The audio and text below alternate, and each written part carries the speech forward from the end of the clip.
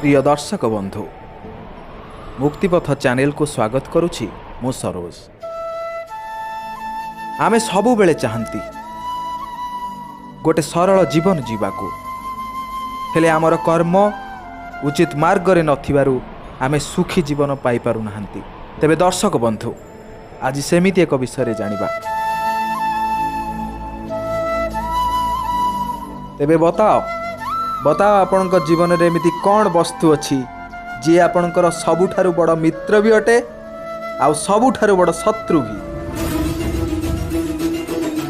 समझदार लोकों को गोटे संकेत ही काफी अटे।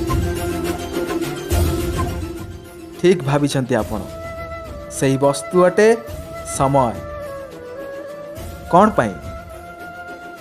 पाई समय आपणकर सबुठारु बड़ मित्र अटे आउ समय ही आपणकर सबुठारु बड़ शत्रु अटे।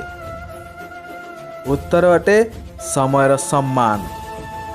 जो व्यक्ति समयर सम्मान करे से निजर सबु लक्ष्य प्राप्ति करि पारे, संसार तार कला को बुझी पारे आउ ताको महत्व दिए।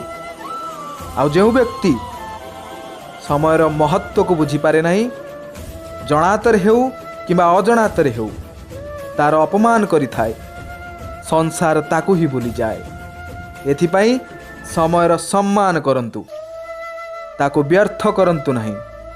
कहीं ना भल समय संसार को जणै दब आपणकर वास्तविकता कौन, किंतु खराब समय आपण को जणै दब कि संसार वास्तविकता कौन।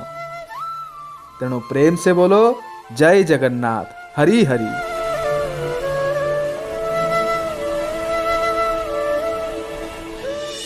दर्शक बंधु आशा करुछु यही विषयटी आपन को भल लगी। तेबे आमर एमती आध्यात्मिक वीडियो देखिया पई आम चैनल को लाइक शेयर और सब्सक्राइब करने को जमा भी भूलंतुनी।